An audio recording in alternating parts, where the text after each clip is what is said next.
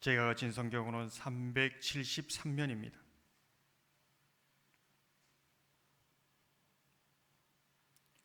내 형제들아, 만일 사람이 믿음이 있노라 하고 행함이 없으면 무슨 유익이 있으리요? 그 믿음이 능히 자기를 구원하겠느냐?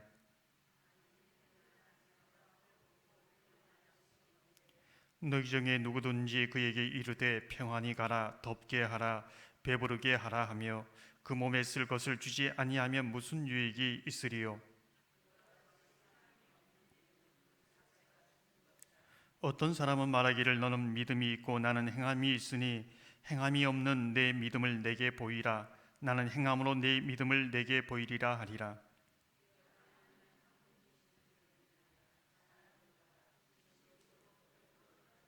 아, 허탄한 사람아, 행함이 없는 믿음이 헛것인 줄을 알고자 하느냐?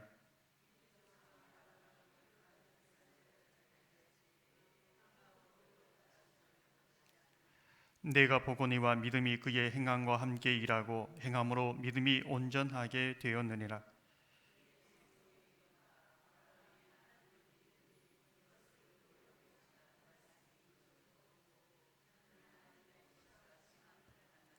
이로 보건대 사람이 행함으로 의롭다 하심을 받고 믿음으로만은 아니니라.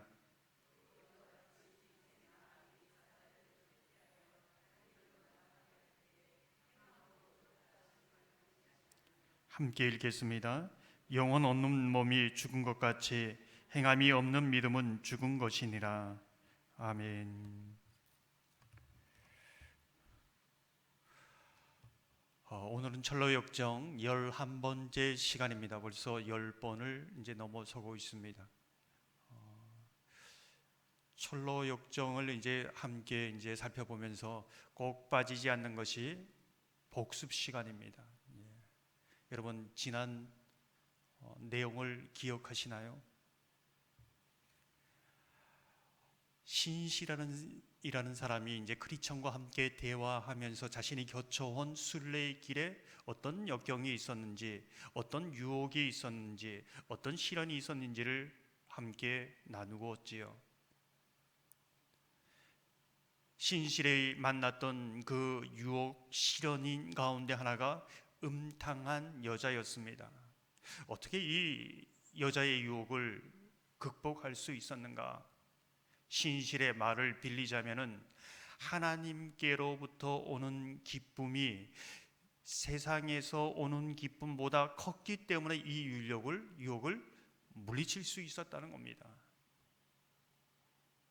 다른 어떤 것으로 물리칠 수 있는 것이 아니라 하나님께로 오는 기쁨이 너무나 컸기 때문에, 세상보다 컸기 때문에 이 세상에 음탕한 그 여자의 유혹을 뿌리칠 수 있었다는 것이지요. 지난번 우리는 시편 1편을 묵상하면서 정말 하나님이 보시는 복 있는 사람은 어떤 사람인가를 함께 묵상했습니다. 사람들은 흔히 교회에 다니지만 더 좋은 대학에 들어가고 더 좋은 직장을 얻고 내가 원하는 성공을 이루는 것이 복이 아닌가? 사람들은 이것을 하나님께 복받았다 이렇게 말하곤 합니다. 종종 듣고 있지 않습니까? 그러나 성경은 한 번도 이것을 하나님이 주시는 진정한 복이라고 말하고 있지 않습니다. 예수님께서 말씀하시는 복이 아니지요. 많은 사람들이 기복신앙에 젖어서 착각하고 있는 겁니다. 이 부분을 좀 더 교회에 적용해 보면 어떨까요? 사람들은 건물이 크고 화려하고 많은 사람들이 모이고 재정이 넘쳐나면 그 교회 복받았다, 부흥했다 이렇게 말합니다. 이것을 소위 얘기해서 번영신앙이라고 얘기합니다. 하나님은 그런 것을 복 있는 교회라고 말씀하신 적이 없습니다. 요한계시록에서 보면 칭찬하는 교회를 보면 그 어떤 교회도 이러한 이유 때문에 정말 그 교회가 복된 교회다, 성령 충만한 교회다 말한 적이 없습니다. 근데 많은 사람들의 건강한 교회, 좋은 교회, 복받은 교회의 기준이 이 기준이 되고 있는 것이지요. 그렇다면 어떤 교회, 어떤 성도가 복된 교회인가? 악인들의 꾀를 따르지 않는 사람, 죄인들의 길에 서지 않는 사람, 오만한 자들의 자리에 앉지 않는 사람, 이 사람이 복 있는 사람이다. 이런 성도들이 있는 교회가 정말 복 있는 교회다, 이렇게 말씀하고 있는 것이지요. 근데 여기에 이제 자그마한 함정이 있습니다. 무엇일까요? 여러분 가운데에도 저는 악인의 길을 따르지 않습니다, 죄인의 길에 서지 않습니다, 이렇게 말하는 분들이 있을 겁니다. 어쩌면 그런 사람들을 보면 복 있는 사람처럼 보일 수 있습니다. 하지만 그리 오래가지 못합니다. 정말 진단하고 있는 부분이 있는 것이죠. 그것이 무엇일까요? 성경은 이 유혹을 물리치는 힘이 어디에서 오는가, 이 유혹과 시련을 물리치는 그 힘이 어디에서 공급받고 있는가, 이것을 묻고 있는 것입니다. 어떤 사람은 의지적으로 신념으로 이것을 하려고 하는데 그것은 그리 오래 가지 못한다는 것이죠. 오늘 말씀을 보면 시편 1편 2절을 보면 이렇게 말씀합니다. 오직 여호와의 율법을 즐거워하여 그의 율법을 죄하러 묵상하는도다. 그 정말 기쁨의 근원이 의지적으로 내가 기뻐하고 바르게 살고 윤리적으로 도덕적으로 살려고 해서 이 유혹을 물리칠 수 있는 것이 아니라 정말 하나님의 말씀의 기쁨이 공급되고 체험되어서 그것이 유혹을 물리치는 힘이 되고 있는가, 이것을 묻고 있는 것이죠. 나는 바르게 살고 있어, 그래도 그리스도인으로 내가 똑바로 살고 있어, 그걸 묻는 것이 아니라 정말 그 힘의 근원, 유혹을 물리치는 그 기쁨의 근원이 하나님의 말씀으로부터 오고 있고 공급받고 있는가, 이것을 묻고 있는 것입니다. 여러분은 어떻습니까? 그렇지 않다면 당장은 좀 괜찮아 보이지만은 좀 더 가면 율법적으로 변합니다. 당장은 괜찮아 보이지만은 곧 신앙의 바닥이 드러날 것입니다. 이것이 신실이 음탕한 여자를 만난 그 여자를 통해 우리에게 주시는 교훈이라는 것이지요. 두 번째 만난 사람이 어떤 사람입니까? 첫사람 아담입니다.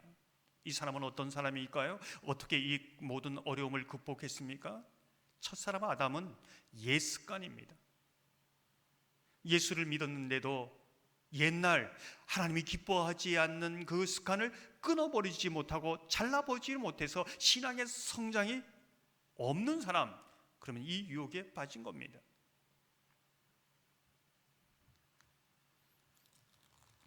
신앙의 성장은 내가 신앙을 얼마나 많이 오랫동안 교회 생활을 했는가, 연수를 말하는 것이 아닙니다. 옛 습관을 버리고 좋은 신앙의 습관을 가지는 것이지요. 여러분 예수님을 믿고 어떤 좋은 신앙의 습관을 가지고 있습니까? 옛 습관을 버리고 어떤 신앙의 좋은 습관을 만들고 있습니까? 이것을 묻고 있는 것이지요. 그 거룩한 습관이 유혹을 이긴다는 겁니다. 이 습관 가운데 정말 가장 기본 중에 기본이 새벽 예배입니다. 손에서 말씀을 놓지 않는 습관입니다. 공예배이지요. 이건 기본 중에 기본입니다. 이렇게 그 기본을 안 지켜도 유혹이 없던데요? 여러 가지 어려움 없던데요? 마귀도 관심 가지지 않는 성도일 수 있습니다.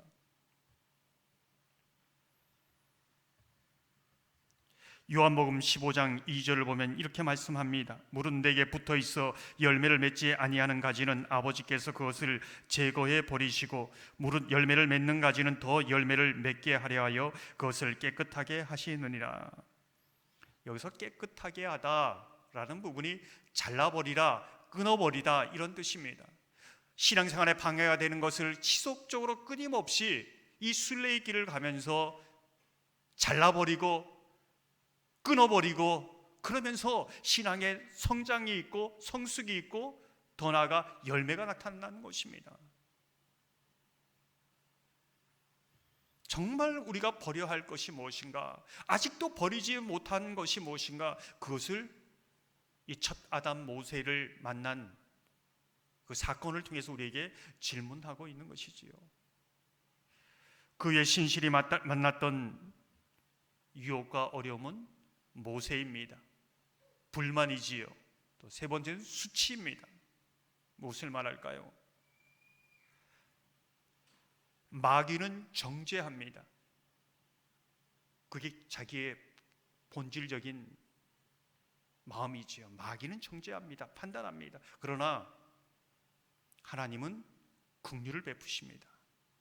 이것이 모세를 통해서 우리에게 주시는 말씀이지요. 마귀는 우리의 수치를 드러내고 수치스럽게 만듭니다. 그러나 하나님은 우리의 수치를 그의 사랑으로 덮으십니다. 마귀는 불평, 불만을 우리의 입에 달아놓지만 하나님은 하나님의 사람의 입에 감사를 준다는 것이지요. 이게 순례길을 걸어가면서 신실히 만났던 사람들이 주는 우리에게 교훈입니다. 여러분은 이런 사람을 만나고 있습니까? 어떻게 대처하고 어떻게 이것을 극복해 가고 있는가? 이제 이것을 말해주고 있는 것이지요. 우린 이런 신실의 순례의 길을 보면서 또 다른 크리스천의 순례의 길을 보면서 이런 질문을 하게 됩니다. 왜 순례의 길은 이렇게 역경이 많은가? 왜 유혹이 이렇게 많은가? 시련이 이렇게 많은가? 신앙생활을 하면 산을 넘으면 또 산이 있고 물을 건너면 또 물이 있고 장애물을 조금 잘 넘어가면 더 높은 장애물이 있습니다. 왜 그럴까요? 여러분 앞으로 삶을 살아가는데 평탄한 길은 없을 겁니다. 탄탄대로는 없을 겁니다. 더 많은 시련이 여러분을 기다리고 있을 겁니다. 왜 그럴까요? 그 이유가 무엇일까? 우리는 신실을 보면서 크리스천을 보면서 단 한 번도 평탄한 길이 있었을까요? 단 한 번도 유혹과 시련이 없는 시간들이 있었을까요? 정말 다양한 시련과 유혹이 그에게 다가옵니다. 이 순례의 길의 모든 길에서 말입니다. 그 이유가 무엇일까요? 왜 이러한 것을 하나님은 허락하시는 겁니까? 여러분의 신앙의 삶도 그렇지 않습니까? 아브라함과 모세의 순례길을 보면 또 요셉, 베드로 모든 순례길을 보면 다 역경이 있고 다 어려움이 있다는 것입니다. 왜 그런가? 그런 역경은 어떤 의미가 있는가? 우리는 묻게 되는 것이지요. 신약에 보면 베드로가 예수님을 향하여 주는 그리스도시요 하나님의 아들이십니다 라고 고백합니다. 그런데 그 고백은 참으로 귀한 고백이지만은 온전한 고백은 아닙니다. 지식으로 아는 그런 고백이지요. 어떻게 보면 영적으로 갓 태어난 아기와 같은 그런 고백입니다. 그러나 베드로의 삶을 보면 예수님이 부활하고 승천한 이후에 제자의 삶을 살아가면서 수많은 시련을 겪습니다. 근데 그 역경 속에서 하나님의 말씀에 순종해 가면서 하나님을 만납니다. 그 길을 가면서 하나님의 사랑을 경험합니다. 그러면서 내가 알고 있던 이 신앙의 고백, 그 예수님이 그 삶 속에 완성되어 가는 것이지요. 이 고백이 온전한 고백으로, 인격적인 고백으로 완성되어 가는 과정이 이 순례의 길에 있습니다. 더 정확히 말하면 예수님께서는 우리에게 그러한 믿음의 고백, 그것이 온전하도록 빚어가는 것이지요. 요셉을 보십시오. 하나님의 목적은 요셉이 국무총리가 되어서 애굽의 그 가족들을 구원하는 목적이 아닙니다. 엄격하게 말하면 이 요셉 한 사람이 하나님의 사람으로 그 시련과 역경을 겪으면서 다듬어져 가는, 온전해 가는, 완성되어 가는 그것이 목적입니다.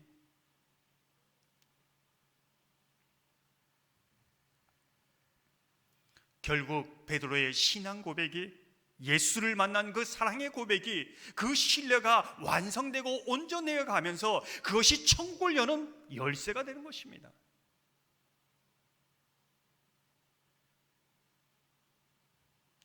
천국 문 앞에 섰을 때 그 인생 가운데 겪었던, 만났던 그 하나님의 그 역사와 사랑과 은혜가 천국을 들어가는 하나의 열쇠로 형성되는 겁니다. 그래서 담대히 주님의 이름으로 그 천국 문을 열고 나갈 수 있는 것이지요. 그래서 우리의 순례길은 하나님이 우리를 빚어가는 정말 놀라운 은혜의 길이다, 이렇게 볼 수 있는 것입니다. 하나님이 무능력해서 여러분에게 시련을 허락하는 것이 아니라, 하나님께서 실수해서 여러분에게 어려움을 허락하는 것이 아니라, 하나님이 여러분을 하나님의 사람으로 완성시켜가는 것입니다. 그것이 은혜이지요. 사랑하는 성도 여러분, 순례의 길에서 만나는 역경 속에서 하나님을 향한 여러분의 신앙 고백이 온전해지기를 소망합니다. 반석과 같이 견고한 기초가 있기를 소망합니다. 내가 하나님을 알았던 그것이 실제가 되고 경험되기를 소망합니다. 그것이 천국 문 앞에 천국을 여는 믿음의 열쇠가 되기를 주님의 이름으로 축원합니다. 오늘 함께 살펴볼 내용은 신뢰 여정 속에 만난 사람, 그 겪은 어려움을 계속해서 말해주고 있습니다. 이제 이 신실이 만난 사람 또 한 사람이 누구냐면 허풍선입니다. 책을 읽고 있는 분들은 이 이름이 익숙하게 들려올 겁니다. 지난번에 좀 비슷한 이름이 수다쟁이지요. 이 두 사람이 이제 순례의 길에서 만났는데 서로 정말 순례의 길의 벗으로 생각했습니다. 그런데 걷다 보니 참된 벗은 아닙니다. 오히려 시험거리지요. 우리가 이 순례의 길을 걸어가면서 허풍선을 보면서 우리가 걸어가는 신앙생활을 하는 이 부분에 있어서 알곡도 있고 가라지도 있다는 것을 말해주고 있습니다. 사실 이 구별이 쉽지 않습니다. 마태복음 13장 28절 29절을 보면 이렇게 말씀합니다. 주인이 이르되 원수가 이렇게 하였구나. 종들이 말하되 그러면 우리가 가서 이것을 뽑기를 원하시나이까. 주인이 이르되 가만두라. 가라지를 뽑다가 곡식까지 뽑을까 염려하노라. 왜 가만두라고 하셨을까요? 구별하기가 쉽지 않다는 것입니다. 아니, 구별하지 말라는 것입니다. 왜 그럴까요? 저 사람 분명히 가라지 같은 사람이야, 저 사람은 알곡 신자야, 이렇게 말할 수 있지 않습니까? 근데 그렇게 하지 말라는 겁니다. 왜 그럴까요?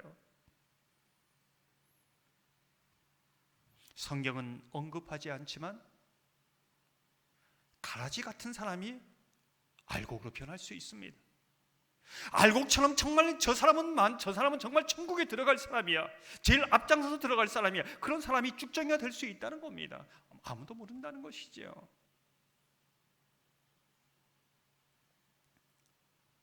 이것을 통해 우리에게 말해주는 것은 사람은 의지의 대상이 아니라 사랑의 대상이라는 것을 말해주고 있습니다. 우린 지지난주 이단 사이비 강의를 들었습니다. 좀 많이 기대를 했는데 좀 아쉬움이 많았습니다. 그런데 분명한 핵심은 있었지요. 그것이 무엇입니까?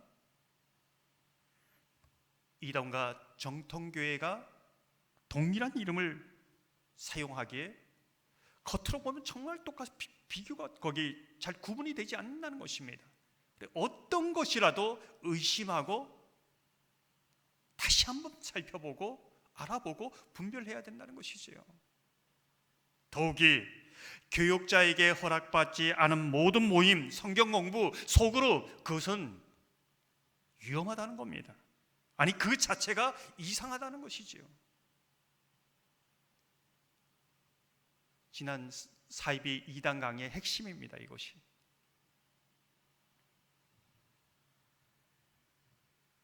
교회만 그럴까요? 오늘 이 허풍선을 만난 이 부분을 통하여 성도들의 신앙의 삶에 경계해야 될 부분이 무엇인가, 이것을 우리는 생각해야 합니다. 허풍선이 볼 때 너무나 신실한 사람, 좋은 사람처럼, 좋은 보처럼 생각합니다. 그런데 경건의 모양은 있습니다. 예배도 드리고 기도도 하고 주일 성수도 잘 합니다. 그런데 자세히 보면 경건의 능력이 없는 사람이 있습니다. 너무나 무기력하게 살아가는 사람이 많다는 겁니다.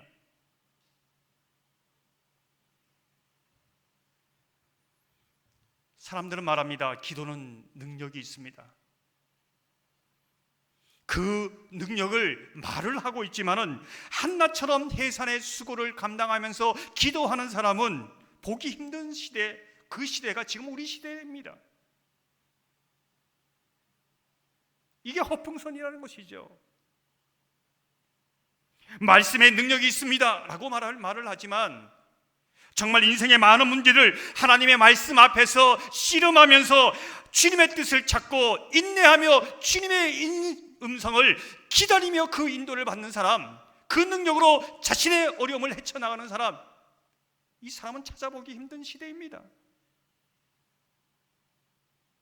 이게 허풍선입니다. 건건의 모양은 있고 정말 함께 순례의 길을 가는 동력자는 있는데 그렇지 않다는 겁니다. 우리의 모습은 어떤가?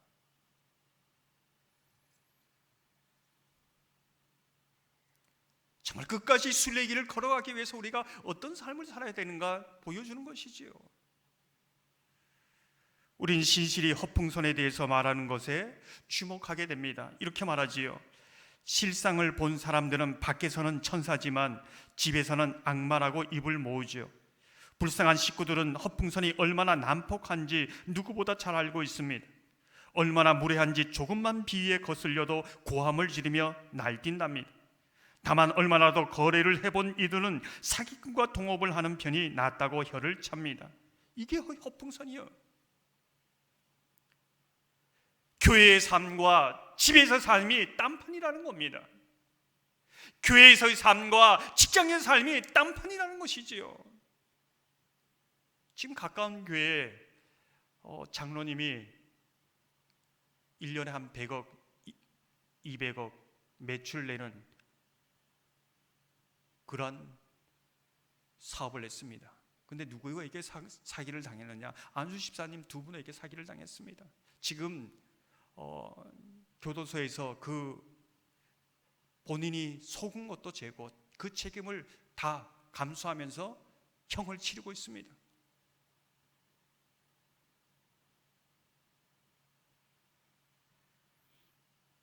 너무나 많은 사람들이 교회 생활하고 집에서 또 교회 생활하고 직장에서 사람들 관계 속에서 너무나 다르다는 것이지요. 이것이 허풍선과 같은 그리스도인이라는 겁니다.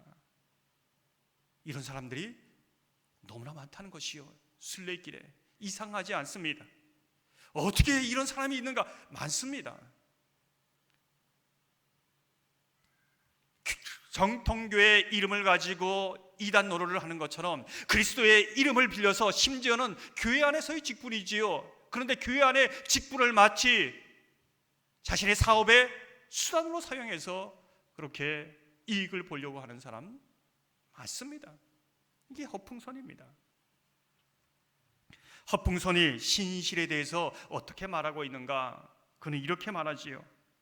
하나님이 주시지 않으면 아무것도 받을 수 없으니까요. 결국 모든 행위의 결과가 아니라 주님의 은혜가 아니겠습니까? 이러한 사실을 뒷받침하고 있는 성경 말씀을 찾자면 적어도 100개는 될 겁니다. 이걸 누가 말하고 있냐면 허풍선이 말하고 있습니다. 구구절절 만든 이야기가 아닙니까? 모든 것이 은혜입니다. 뭘 해도 은혜입니다. 은혜입니다. 이렇게 말하는 사람이에요. 누가 보면 정말 신실한 그리스도인처럼 보입니다. 그런데 정말 은혜가 뭐냐? 이것을 물어야 되지요. 정말 은혜 받았다는 것이 무엇인가? 이 허풍선을 보면서 묻게 되는 겁니다. 여러분 은혜 받았습니까? 정말 은혜가 무엇입니까? 사람들은 은혜 받은 것에 굉장한 많은 무게를 둡니다. 와, 난 뜨겁게 막 은혜를 받았어. 불을 받았어. 와, 하나님의 음성을 들었어. 하나님의 그 사랑이 나를 막 벅차게 막 방언이 터졌어. 나는 이런 은사를 받았어. 그 은혜 받은 것입니까? 근데 성경은 은혜 받은 것에 중점을 두는 것이 아니라 은혜를 받고 난 다음에 은혜로운 삶의 비중을 크게 두고 있습니다.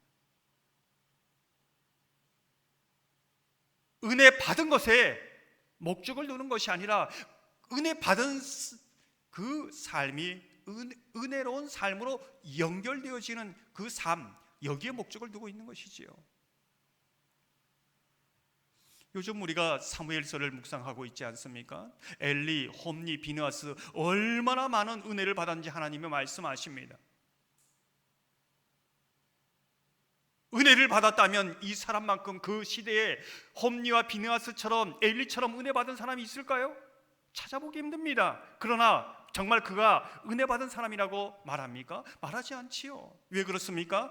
은혜로운 삶이 없기 때문에 그렇지요. 사실 하나님은 그 은혜를 주면서 그들에게 기대했던 은혜로운 삶이 있었습니다. 그것이 무엇일까요? 제사장으로서 하나님을 잘 섬기고 예배 의식을 행하고 백성들이 하나님을 잘 예배하고 섬길 수 있도록 돕는 것이었지요. 이게 하나님께서 은혜 주신 목적이었습니다. 하지만 은혜 받은 것에 만족했습니다. 은혜는 받았는데 자신에게만 집중됩니다. 하나님을 가볍게 여기고 예배를 멸시합니다. 은혜를 받았는데 하나님의 사람을 존중하지 않지요. 결국 은혜 받지 못한 것입니다. 아니, 은혜를 받지 않았으면 더 좋을 사람입니다.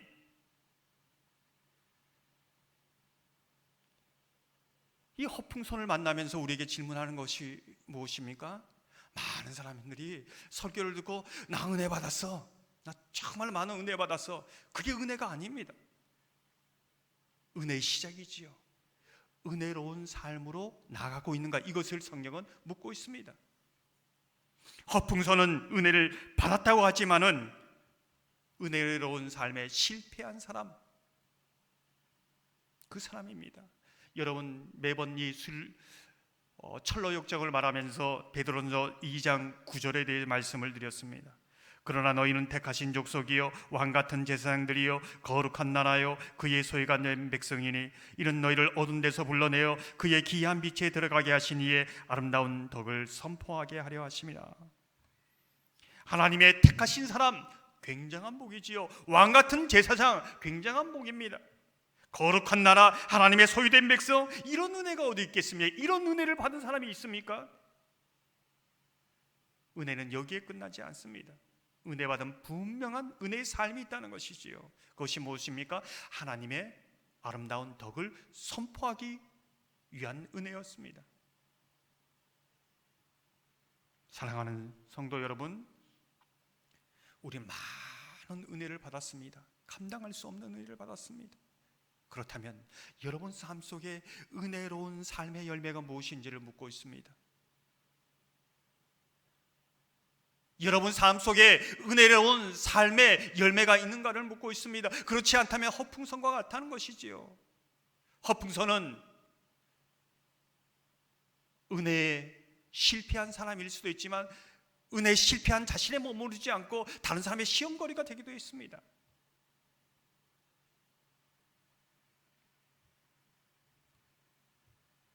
허풍선은 자신의 은혜를 늘 그 은혜 받은 것을 자랑할지는 모르지만, 말을 많이 하는 사람일지는 모르지만, 신실이라는 사람, 정말 믿음으로 살려는 사람의 시험거리가 되고 있다는 것을 우리는 보게 되는 것이죠. 야고보서 2장 17절 24절을 보면 이렇게 말씀합니다. 이와 같이 행함이 없는 믿음은 그 자체가 죽은 것이라. 이러보건대 사람이 행함으로 의롭다 하심을 받고 믿음으로만은 아니니라. 야고보서가 말하는 행함이 있는 믿음은 어떤 믿음일까요? 그 시대를 보면 비싼 옷을 입고 오는 사람, 세상적인 지위가 있는 사람, 그 사람이 교회에 들어오면 얼른 가서 아주 친절하게 안내를 합니다. 하지만 누더기 옷을 입은 사람, 노숙자와 같은 사람 아주 무례합니다. 멸시합니다. 무관심하게 대합니다. 이것이 죽은 믿음이라고 말하는 것이지요. 왜 그렇게 할까요? 왜 비싼 옷을 입은 사람들에게는 이렇게 극진히 대답할까요? 이렇게 베풀면 자신에게 돌아올 무언가를 기대하기 때문이지요.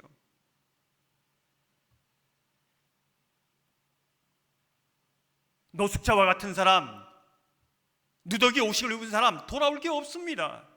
내가 아무리 친절하게 해줘도 나에게 유익이 될 것이 아무것도 없습니다. 그러니까 그렇지 않는 것이죠. 이거는 죽은 믿음과 같아. 이제 이렇게 얘기하고 있습니다.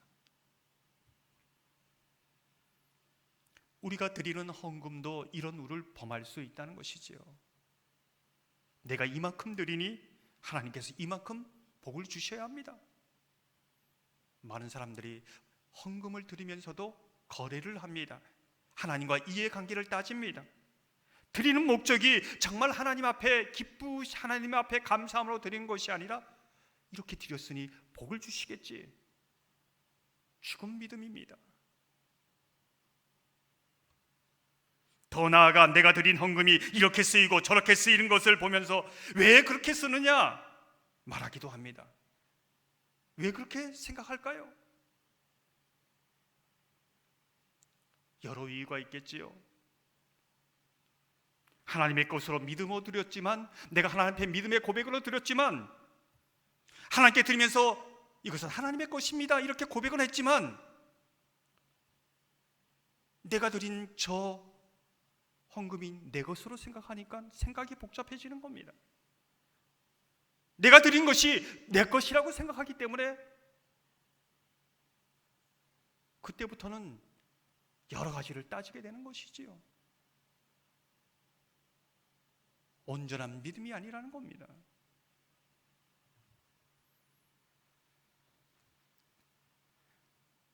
제가 예전에 초창기 때 우리 여전도회가 그래도 좀 그 주방에서 봉사하는 것이 좀 쉽게 하기 위해서 자그마한 식기세척기를 헌물한 적이 있습니다. 어떤 분이 이렇게 묻습니다. 저 식기세척기를 어떻게 해야 될까요? 잘 사용하지 않는데. 여러 상황이 있었겠지요. 그때 저는 이렇게 말씀드렸습니다. 교회에 드린 것은 내 것이 아닙니다. 교회의 유익대로 처분해도 되고 팔아서 다른 것을 사도 됩니다. 그것은 이제는 나와 상관없는 일입니다.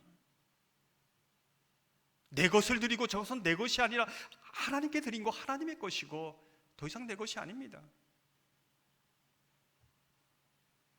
하지만 그것을 내 것으로 생각하면 복잡해지는 것이지요. 하나님께 드린 것이 아니라 내 것을 내 것으로 놓고 내 것을 주장하기 때문에 그런 것이죠.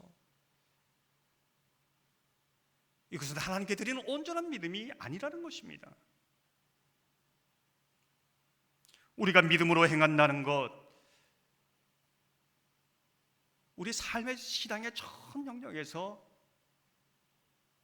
은혜가 은혜로운 삶으로 연결되어져야 하는데 이것이 많이 엉켜져 있습니다. 인간적인 생각, 세상적인 생각으로 엉켜져 있습니다. 정말 이것을 하나님의 말씀으로 하나씩 하나씩 분별해내고 정말 하나님 앞에 믿음으로 기쁨으로 하나님을 기쁘시게 하는 것이 무엇인가를 끊임없이 복음 앞에서 고민해 가야 되는 것이 저와 여러분의 삶입니다. 사랑하는 성도 여러분, 신실히 만난 허풍선을 경계로 삼아서 은혜를 받은 것에 감사하지만 의뢰로운 삶으로 열매 맺는 저와 여러분의 삶이 되기를 소망합니다. 저와 믿음이 죽은 믿음이 아니라 행하는 믿음, 살아 역사하는 그러한 믿음이 되기를 주님의 이름으로 축원합니다. 이 시간 말씀을 생각하면서 199장 함께 찬양합니다. 찬송가 199장